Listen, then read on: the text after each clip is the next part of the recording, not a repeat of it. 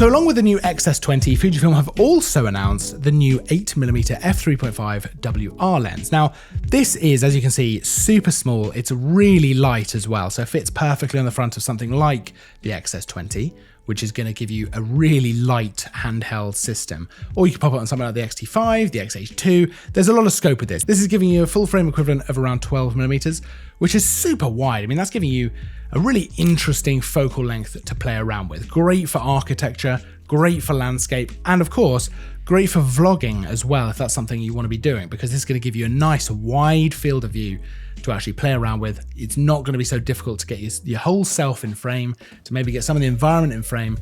Really, really handy for that kind of thing. Now, image quality wise, the images are nice and sharp. They look really good. Things like contrast and color are great. There is a little bit of distortion. I don't think you could get away with no distortion at this kind of focal length. I mean, we're talking about a super wide angle. So yes, there's a bit of distortion. You can fix some of that, but maybe that's the kind of look you actually want to go for when you're going for a lens like this. I didn't notice too much vignetting, which I'm pretty pleased about. It really isn't that bad at all, which is great news because you'd kind of expect that on a wide angle lens like this. Now I know you're thinking f3.5, possibly not as fast an aperture as you might have been expecting, but I think it makes sense in the context of this lens. I think it enables Fujifilm to keep the lens small, to keep it light, which I think is a really important part of the design of this lens. And actually f3.5 isn't even a full stop down from f2.8. So even if you were going to shoot the night sky, I think you could absolutely get away with it with f3.5. The actual design of the lens, apart from being small and light, it has an aperture ring on the lens itself, which I always like. I think that's really,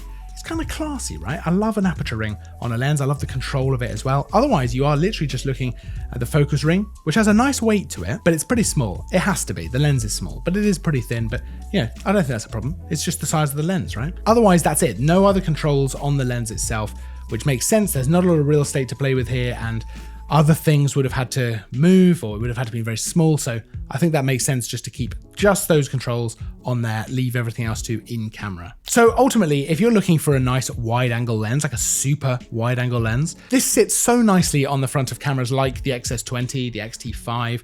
It's just perfectly weighted for that kind of system to give you a very, very nice lightweight overall system to go out and shoot with. Yes, it's very, very wide, but you know, it's great for certain types of photography and video as well. And I think if you are looking for a wide angle lens like this is a great option. Check out the full specs, the pricing, all that stuff down in the description. There'll be a link down there so you can go check all this stuff out. Don't forget to like and subscribe as well. New content all the time. I'll see you next time, but until then, as always, thanks for watching.